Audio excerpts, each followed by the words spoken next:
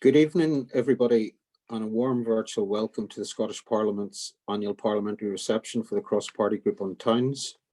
Unfortunately, John Smith hasn't been able to join us at the start of the meeting, so he's asked if I can deputise until he's clear to join us a little later.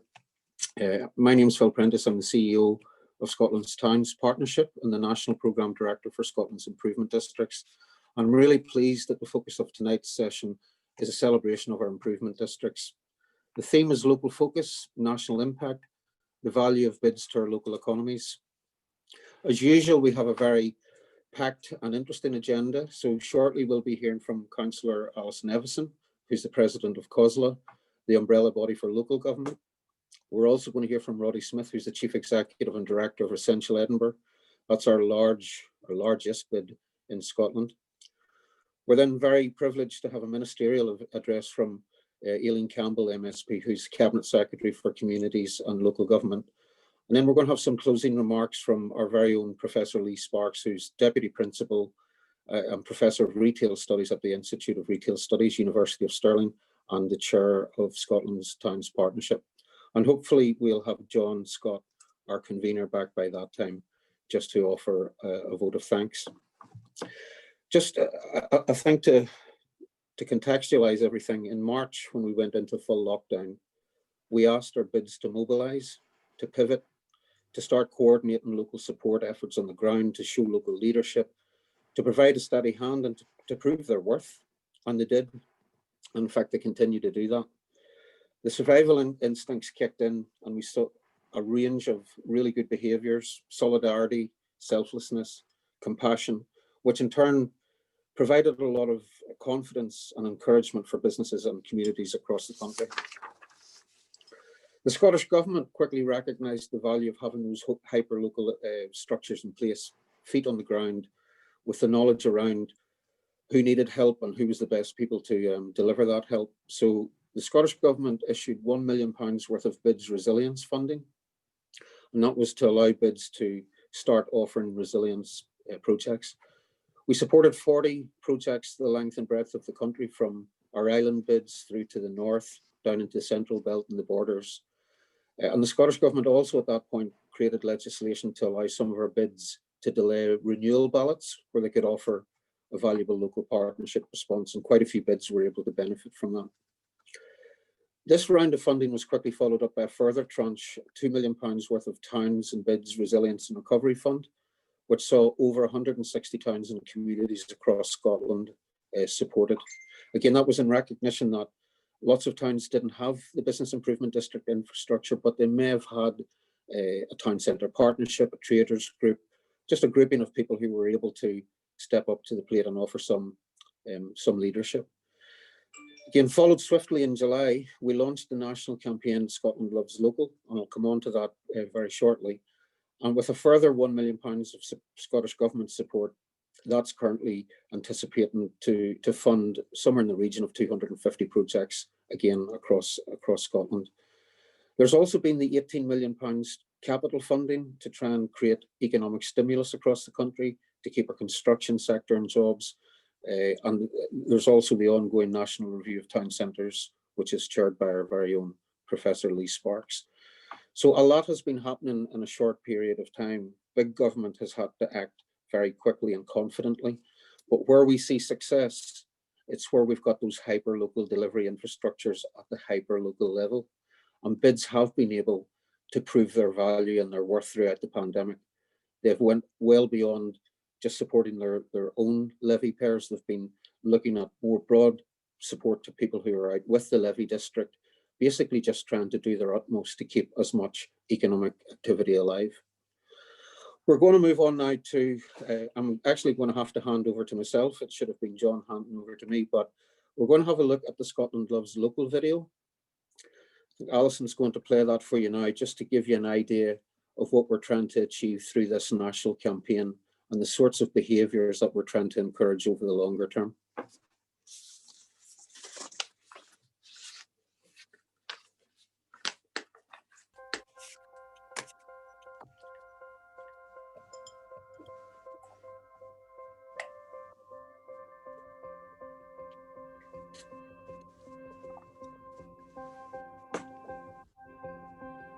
you know, shopping locally is the way to go, and we'll keep the strength in the town. Yeah, absolutely. So every penny that's spent is really a penny in somebody local's pocket. The money that's spent in here pays for my kids' judo lessons, it pays for haircuts, it pays for coffee with friends. So the money that they spend here actually stays local and helps other businesses in the local community too. The support of the community, I think, is very vital. It's very important as a small business for us to flourish from here. We need it, people obviously to spend locally for us, and so we are there for them when they need us. Yeah, personally I use other local shops, but as a business we use the fishmongers next door, we use the butchers down the street, the fruit shop, and all the other local shops as well. All our food comes fresh, local produce. And we all have to support each other to survive good days and bad days, and it makes more fun if we all work together. Think local first. Think local first. Think local first.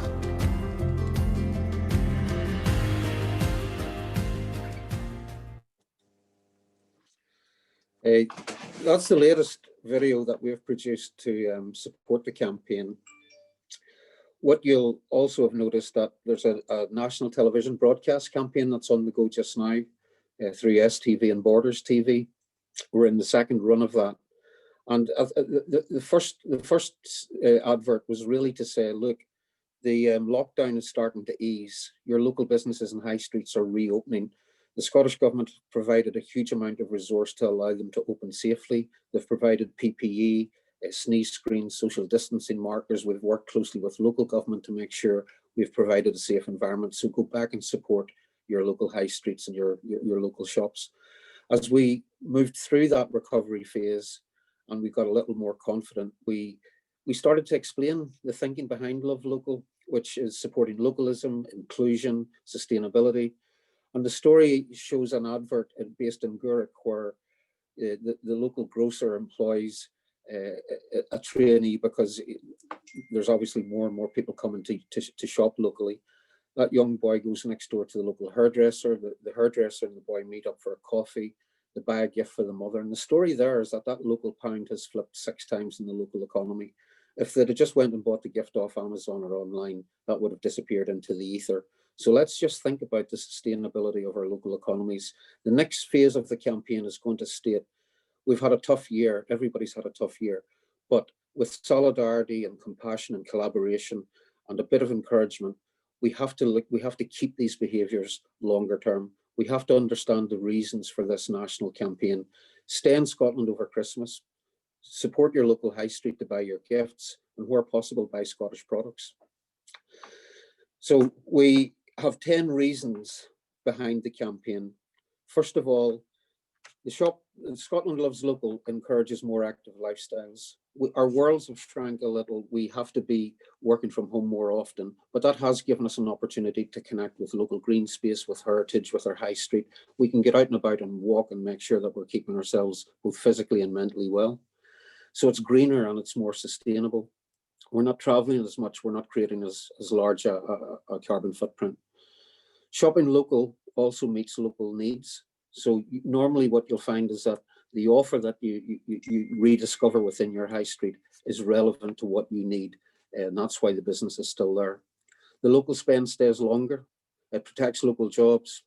You always get a great service, a personal service. There's a uniqueness and a diversity that you don't get with the ubiquitous shopping centre offer, the Clonetown offer. So there is that uniqueness and differential within the local town centre. It also promotes local produce and builds in some security to local food security and supply chains.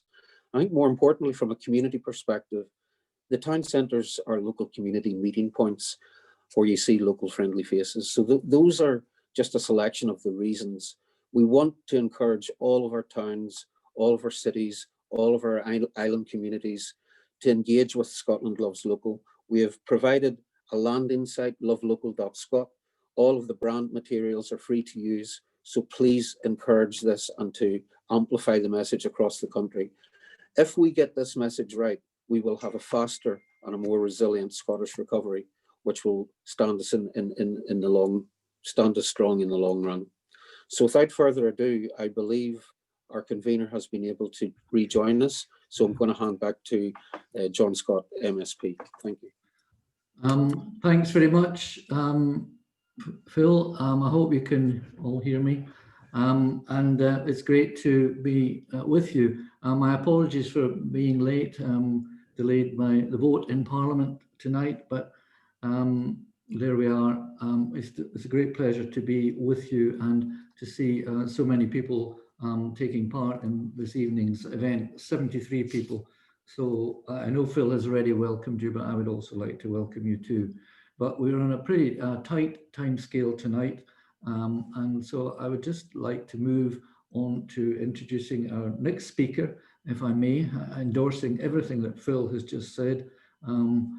It's an absolutely vital campaign, Scotland Loves Local, and I could not be more supportive of it.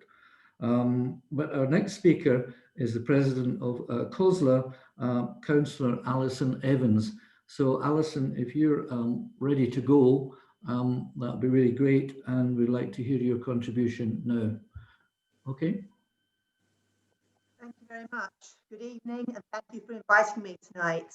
As you said, I'm Councillor Alison Evison, and I'm a councillor and former co-leader from Aberdeenshire and president of the Convention of Scottish Local Authorities, CoSLA. It is in this latter role that I'm talking to you today.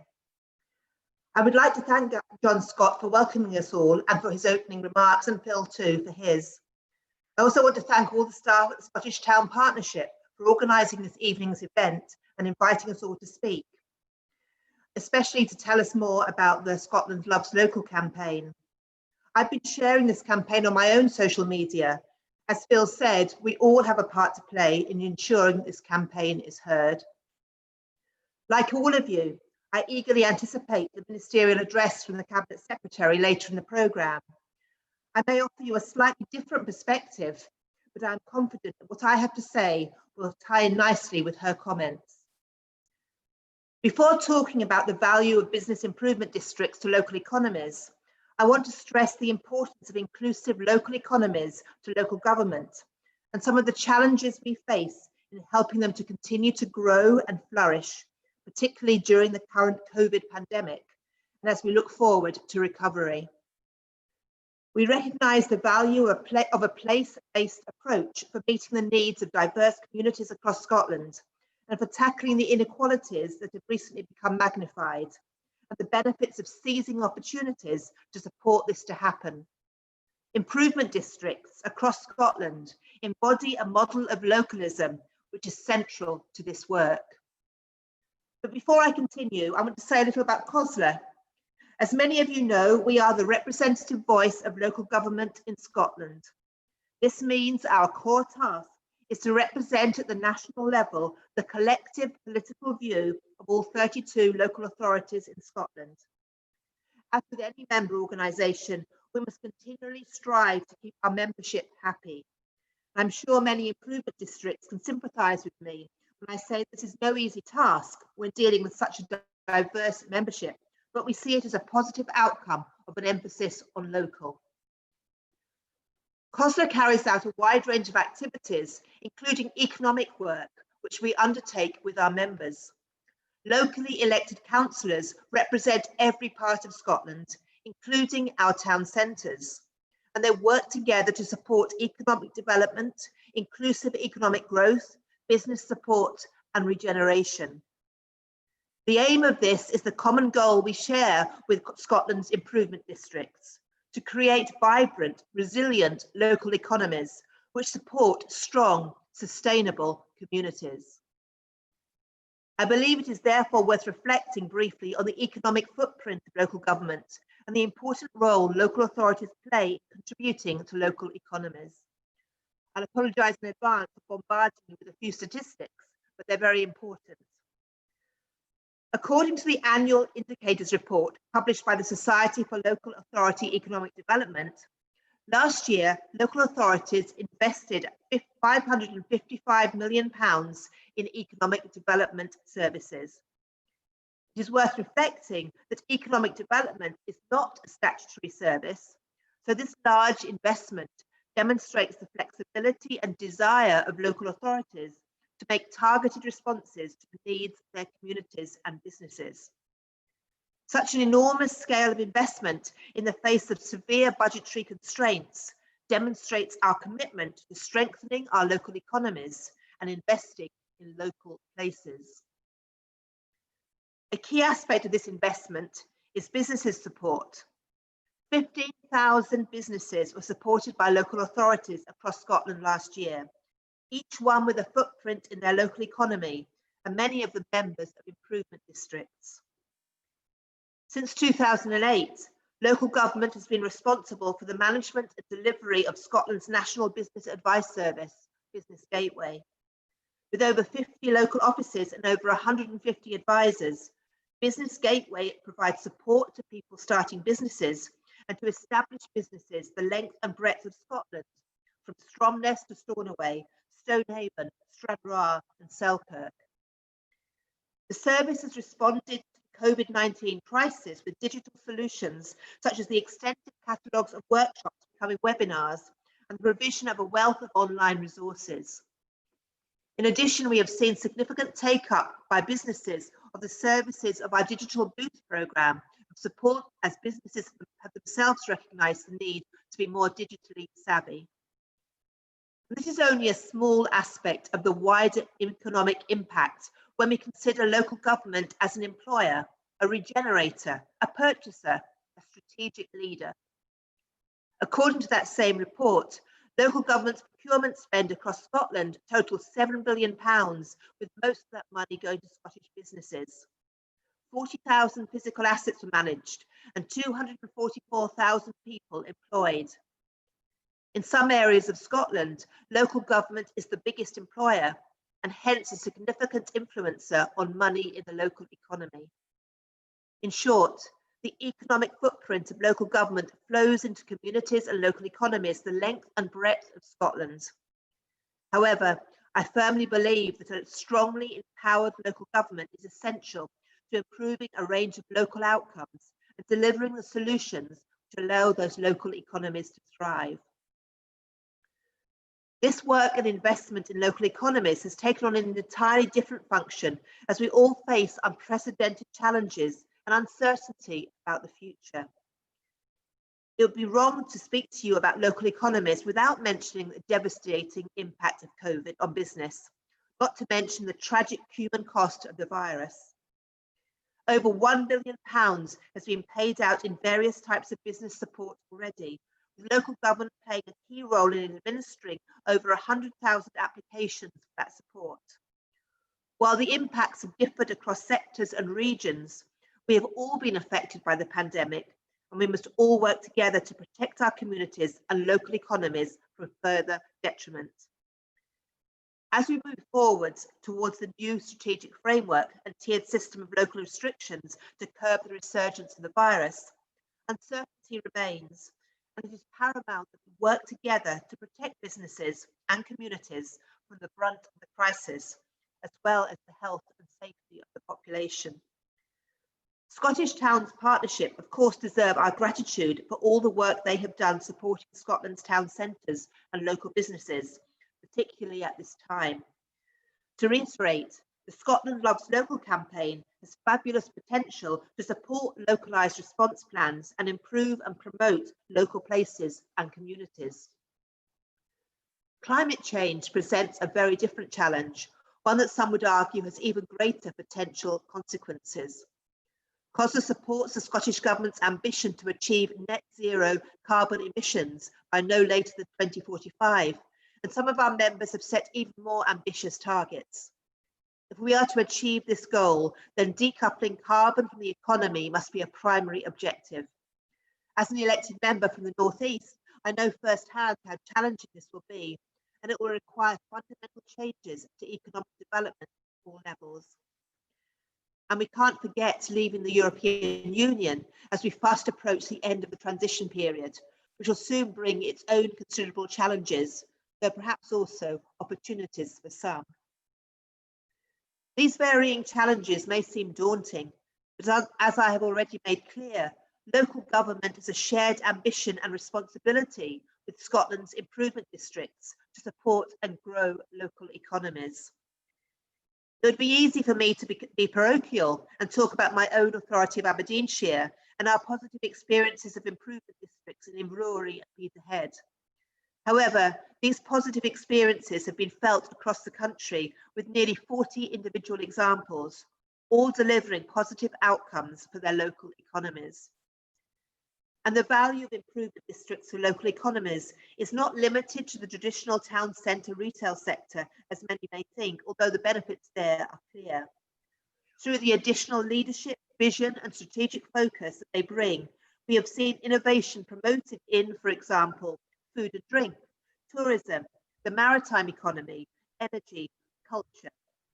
The added benefits of levering new funding opportunities and delivering additional levy investment drive up standards and performance. Last year, £1.75 million of additional income was levered by improvement districts and invested back into our local economies. It's a good time to be an exemplar of place-based working. Momentum has grown behind this model since its origins in the Christie Commissions. As supporters of community wealth building and its focus on delivering fair employment and local inclusive economic growth, we have watched with interest as North Ayrshire has implemented their strategy. We are working actively with colleagues at the Scottish Government to see how the benefits this approach can have for local economies can be replicated in other parts of the country. We've welcomed the inclusion of 20-minute neighbourhoods in the recent programme for government and their aim of delivering the needs of a community within a 20-minute walk of their places of residence. Improvement districts are ideally positioned to benefit from this model of working. But for this model to work, we need to continue to be collaborative and inclusive to ensure that place-based approaches build that resilience and vibrancy in our local economies. All those responsible for providing services and looking after assets, be they public, private, community or third sector, need to work together and plan together to achieve this a common goal. So while there are undoubtedly challenges ahead, there are huge opportunities too from working together for place-based working for resilient, vibrant communities. Thank you. Thank you, Alison. That was really very interesting and inspiring. I'm really grateful to you for your comments and your thoughts, and I'll thank you properly at the end of the meeting. But thank you very much. Meantime, since we are quite pushed for time, we'll now move on to our next speaker, who is Roddy Smith, who's the Chief Executive and Director of Essential Edinburgh. Roddy, I'll just say that we've got the Minister with us now, who's due to speak just after 7:15. So if you could limit yourself to about 10 minutes, that'd be really great. Roddy, fire away, please. Thank you. No problem. Good evening, everyone. Absolute pleasure to be here and speak to you all tonight. No one needs to tell you all both how difficult these last 8 months have been and how important the Improvement District's family have been to supporting businesses across the country. All our local economies have been affected differently, and we all have a crucial job to do to aid the recovery in our own individual locales. The pandemic's affected villages, towns, inner city high streets, city centres, the length and breadth of Scotland. However, the scale of the negative, and in some cases positive, impact has varied considerably depending on your geographic location. One thing that has, however, been constant, and that's the important work our community has done to help our own levy payers get through these difficult times. Local issues need specific local solutions, which is where I believe improvement districts are at their best. If I can, quickly, I'll give you a flavour of some of the issues and the stark reality we've faced in Edinburgh, especially in the retail, tourism and hospitality sectors, and talk about how we as Essential Edinburgh have endeavoured to support our members through these difficult few months. Now, on the day of the American election, I'd love to do a Trumpism and give you some alternative facts about Edinburgh in the last 8 months, but I can't really sugarcoat this. All these numbers I'll show you are Edinburgh specific, and I think it's important to note, especially on the tourist ones, that's got an impact across the country, because most of our tourists either start or visit the trip in Edinburgh or come to Edinburgh at some point. In Edinburgh, we had a quadruple whammy, really. We had suddenly all our office-based workers, some 40,000, weren't sitting at their desks. We had more or less a complete disappearance of our tourists. We cancelled August, our festival season. And lastly, there was a reluctance of our residents to shop in the city centre, preferring our out-of-town retail parks and our local high streets. Those working at home were furloughed, rightly so, and stayed close to their home, which benefited the local high streets, but obviously hindered the city centres. Of course, the Shop Local campaign, as we've seen, has further enhanced this strategy. And again, these are Edinburgh problems, but I'm sure they're replicated elsewhere. I'm a firm believer in never wasting a good crisis, and obviously key residential parts of Edinburgh have benefited from this. For example, I walk into work most days through Stockbridge, which is bustling with local cafes, bakers, butchers, fishmongers, etc., all really busy. And as Phil said, I'll be interested to see how this manifests itself post-COVID.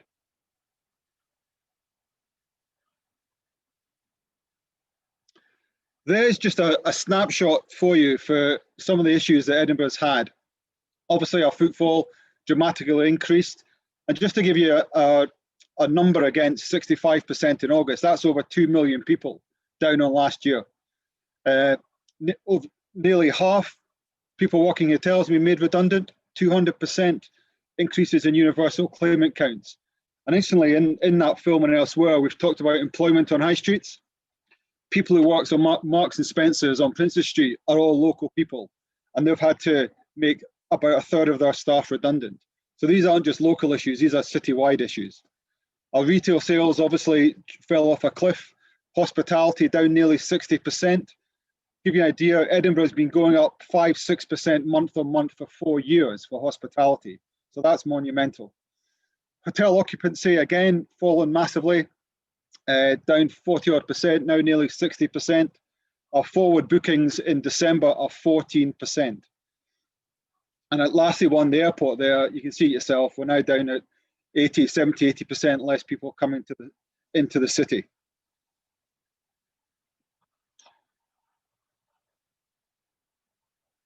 So you can see those numbers are business critical. And as soon as businesses closed, we furloughed some staff, and we put together then a plan to what we can do to support our levy payers.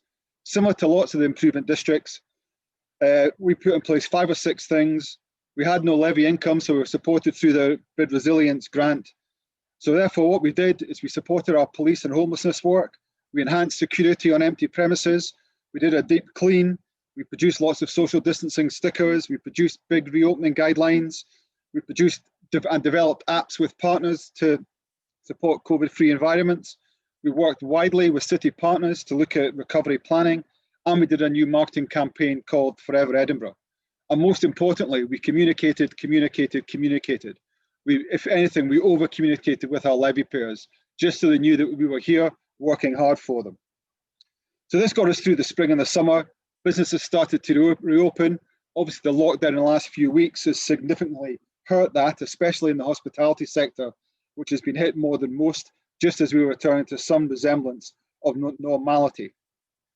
So in terms of the future, my belief is that Edinburgh City Centre and its economic recovery will not really start properly until office workers return, which may be April, May next year, residents re-engage with the city, and our tourists start returning. We have to make sure that the city is seen as a safe place to come and visit. At the moment, I don't think people see that. I think they see local high streets and out-of-town retail as being more safer than city centres, which simply isn't the case. And we've also got to get the messaging right, both at local and national government. Christmas messaging, Christmas is only a few weeks away, absolutely vital. Again, we've lost Edinburgh's Christmas, 2 million people.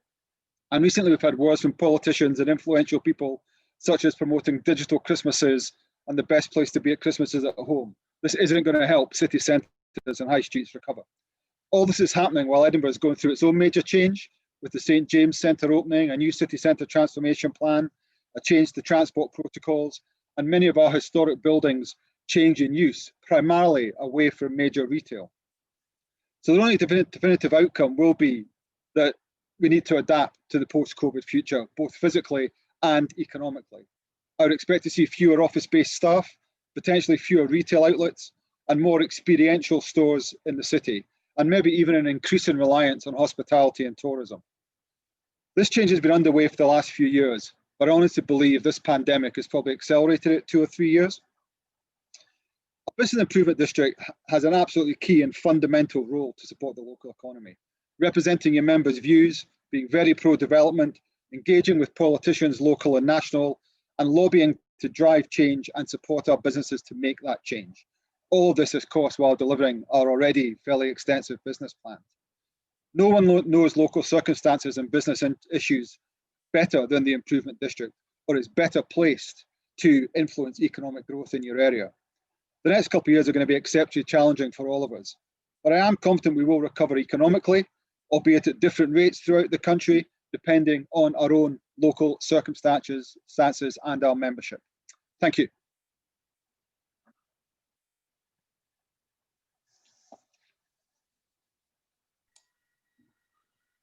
There we are.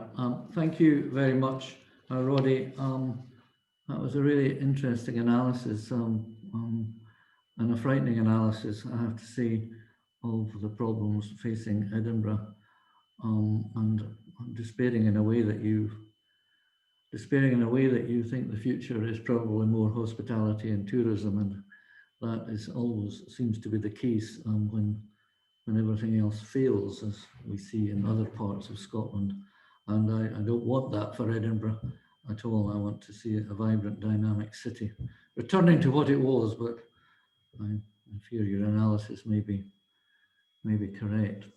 However, we will now hear from our Minister, Aileen Campbell, who's again joining us tonight on this cross-party group, a very welcome guest and a constant guest on this committee, bringing her ministerial expertise to this committee, and we're very pleased to hear from her again this evening.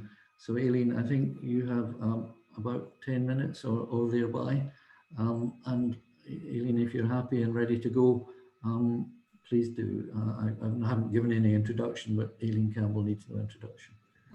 Thank you, Aileen. Thank you. Thanks, John. It's nice to be with you, and I'm really pleased to be able to virtually join you at this Business Improvement District annual reception this evening. And I certainly hope that all of you here are keeping safe and well. I know how difficult things are at the moment, and that we're not likely to be out of the woods yet for some time. And those slides that Roddy put up showed job losses, universal claim accounts up, and retail sales drastically down. And I think all of those figures show just how brutal this virus is, and the harsh reality that has been faced by so many up and down the country. So the last few months have undoubtedly taken a real toll on everyone. That's probably about the understatement of the century, and there continued uncertainty for many folk on what the future will hold, both socially and economically. And that's why it's really important that we keep supporting our people and our communities as much as we can.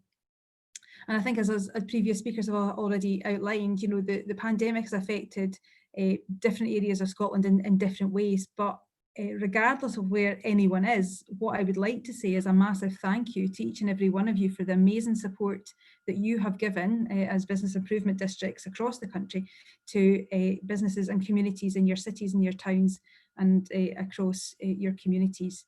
Whether that is providing essential equipment like PPE or street markers, or putting in place virtual and digital innovations for businesses, this support is enabling our town centres to stay safely open, and is providing a lifeline to many people in our communities. And I would also like to thank Scotland's Towns Partnership for their hard work and commitment over the last few months, in particular being asked to manage several funds at short notice, which no doubt presented really significant challenges, but those efforts are very much appreciated. And I know that many challenges lie ahead for improvement districts, and so government needs to continue to engage directly with you to look at how we can best continue to work together, work out what is needed to support you, and enable the recovery of our town centres, and to do so in partnership. It's a point that I make often, but given that we are only a country of £5 million, partnership is absolutely critical, and our size makes that far more achievable.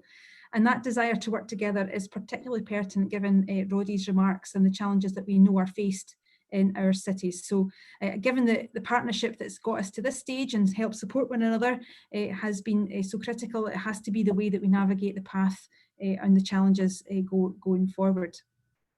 So tonight I hope that some of the packages of support that we've already announced as a government shows that support is backed up and has been backed up with some resourcing. The £1 million Scotland Loves Local Fund, which I announced recently, will help locally based community groups to promote and improve their local places via local marketing and infrastructure projects. And that builds on the £3 million that the government provided to towns and bids since March to allow for continued resilience and support. It will help initiatives which support businesses, such as projects to encourage safe shopping, business and leisure opportunities, promoting and advertising local providers of online shopping, or enhancing visitor appeal. And that fund complements our Scotland Loves Local marketing campaign, which is motivating people across Scotland to think local by making a deliberate effort to shop, to eat, to drink and relax safely in their town centres. And that campaign has had real value for many of our towns and our villages and communities, and will continue to be really important in the lead up to Christmas. And there are numerous benefits. This campaign wants to keep the renewed sense of appreciation of what's on our doorsteps and that reconnection to our local spaces and places that has been found during the pandemic. And we also know that money spent locally is far more likely to stay in our local economy and support local jobs. So through this campaign, we also recognised high street heroes, those who have gone above and beyond to support their communities during COVID lockdown and the reopening of our high streets. And I'm amazed at how many applications there were, and want to congratulate all of the winners. In amongst the trauma and devastation brought about by this nasty virus, the acts of kindness, of compassion, truly lifted the soul. The resilience found in our communities and the dedication and commitment that so many have given to looking out for and looking after one another is inspiring. The country could simply not have coped with this pandemic were it not for those acts.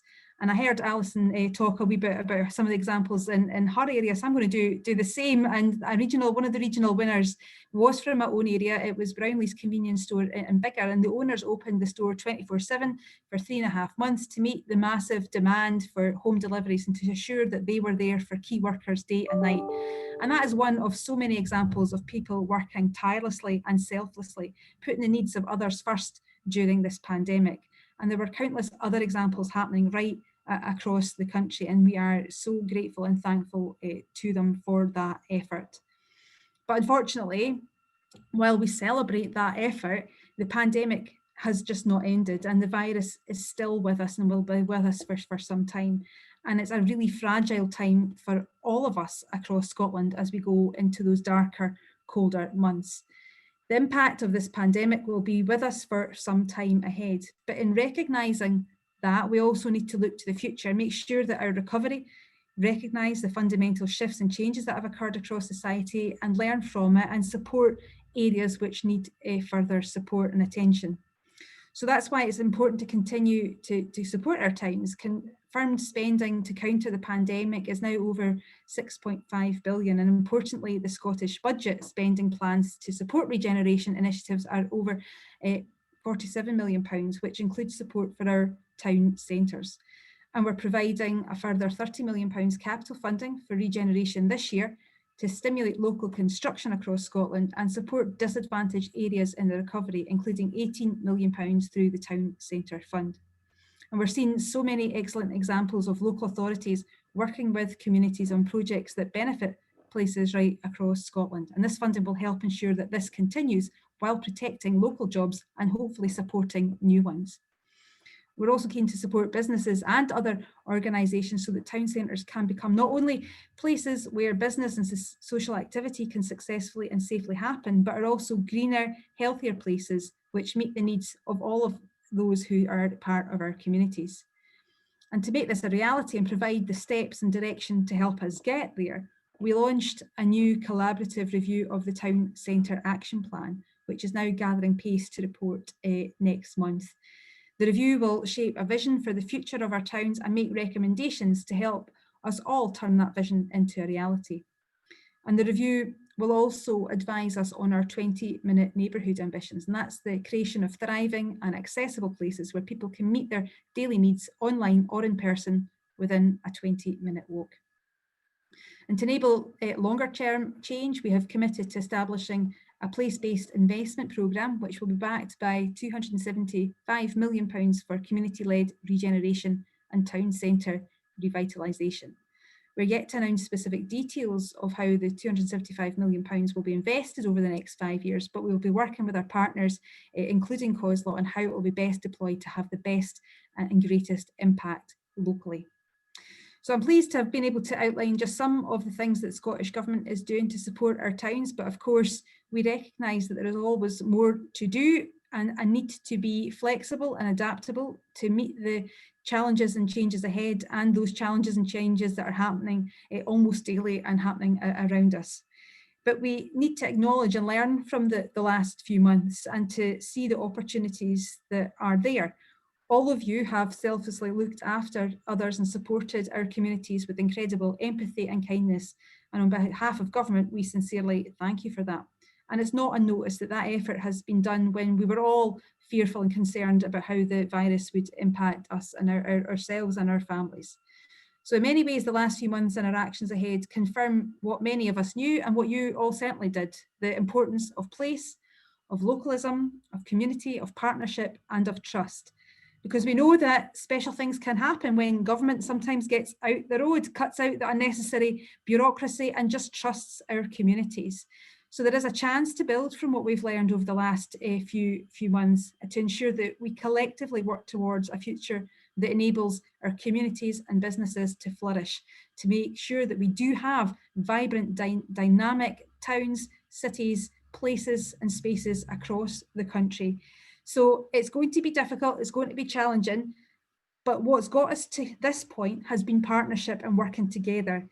And as we go forward, how we navigate those challenges ahead will undoubtedly be that same endeavour to ensure that dialogue isn't just one-off Zoom calls with each other, but actually meaningful, impactful togetherness and working in partnership to go ahead and ensure that we can create the recovery that we so need for our country and our communities. So again, thank you for all that you've done. Thank you for your continued efforts. We're not, like I say, out of the woods yet, but I think, you know, we've got the opportunity to grasp new chances ahead and make the best of them, and we can only do that if we work together. So thank you, Convener, and look forward to the next part of the agenda, which may include questions. I'm not quite sure. Thank you, Aileen. That was very kind of you to come and give us that presentation, and I can only endorse absolutely all of your sentiments. And as a collaborative person myself, I believe that we have to work together and build and strengthen the communities we have.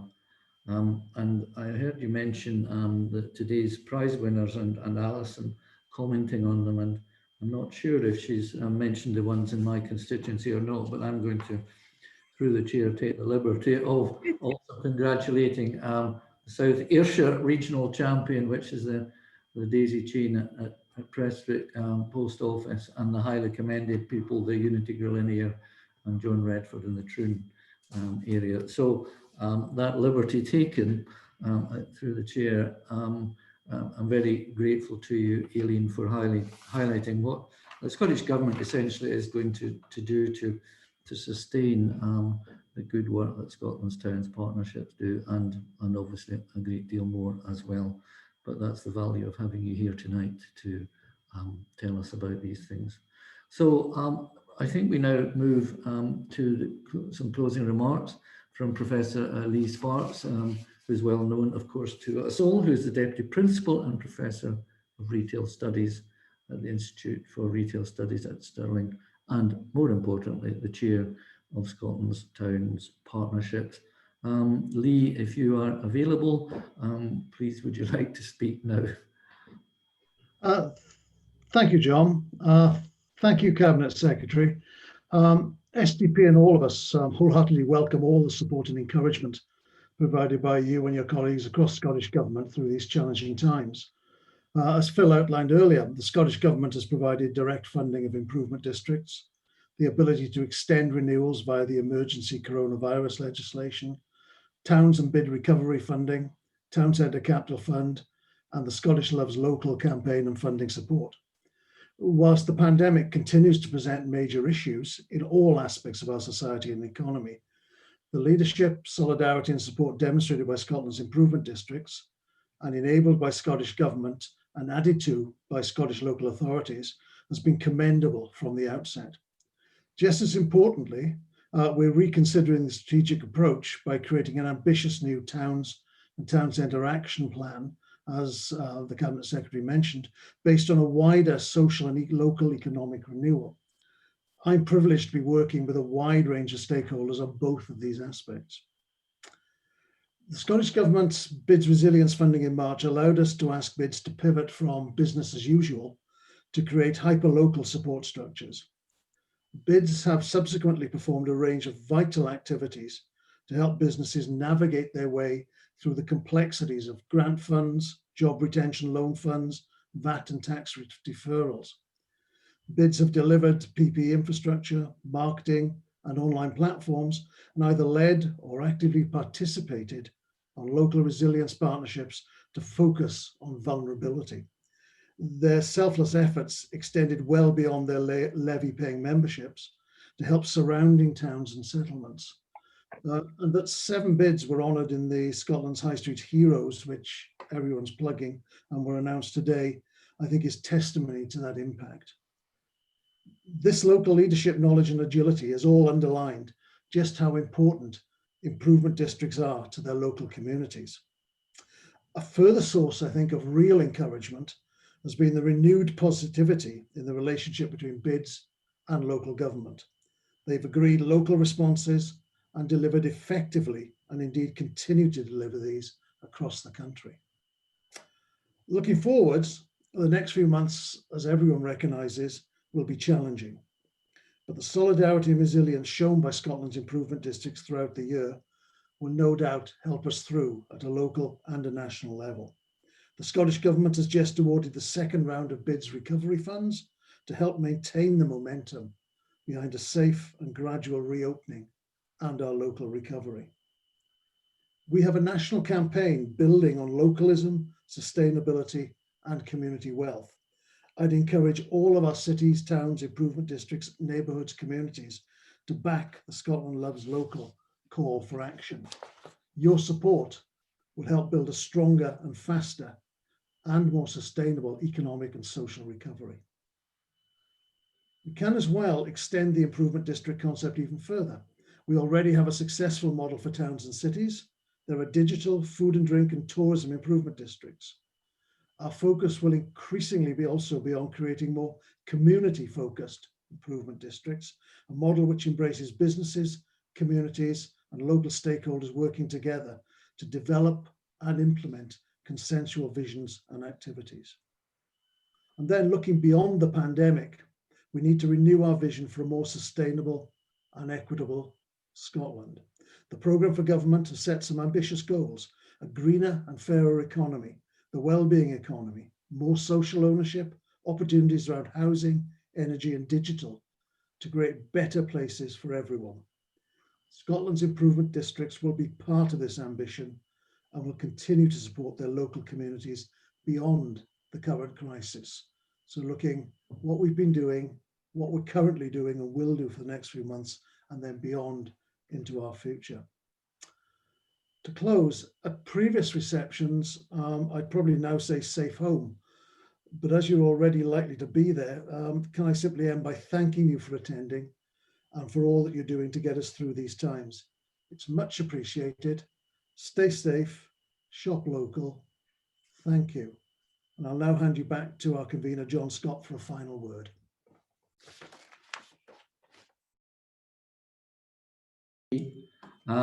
Very grateful to you as ever for giving up your valuable time, and your words of wisdom sum everything up. And the way I see it, there's very much an emerging theme tonight in the discussion of strengthening and building of communities and working together. And this may be change, and for some of us, not the change in the way we would have hoped for it to come about. But through my life experience, I've discovered that adversity has always been the driver of change, and collaboration, when the chips are down, are the one way of actually making things work. And collaborative working together tends to be almost a position of last resort. But I think we can turn it from a position of last resort in these circumstances into something more long-lasting, and that also has been my experience too. So given the final word, I just want to say a short thank you to all our speakers tonight.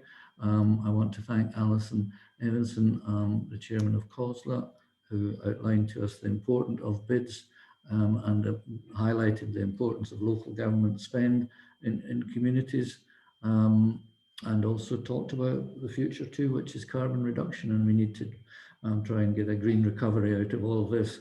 I want to thank Roddy Smith, who drew to our attention that the parlous state of big cities, who I think are actually possibly being hit hardest. I dare say it's the same in Glasgow, but certainly some of the figures that he gave us tonight in and around Edinburgh are truly frightening. You know, with hospitality 60% down, that's a terrifying figure, 2 million people less. So thank you for drawing that to our attention, Roddy. I would also like to thank, of course, Minister, our Cabinet Secretary, Aileen Campbell, who also outlined the importance of partnership working, and also laid out to us the many schemes that the Scottish Government is bringing forward, some of them in conjunction, dare I say it, with the UK Government. But it's vitally important that these schemes are brought forward, and these schemes for many will be an absolute lifeline. Finally, I'd just like to thank Leigh for his summing up, as ever, succinct, to the point, and absolutely exact. And I'm very grateful to him, and I would like to thank him for drawing to our attention the renewed positivity between bids and local government. And I don't think we can actually overemphasize the need for that enough. And so at that point, I think I will just do as Leigh did. Thank you all for your attendance. I regret we don't have time for questions. So I'm just going to draw this meeting to a close. But again, my grateful thanks to you all for attending, and hopefully we'll see you soon. Thank you. Goodbye.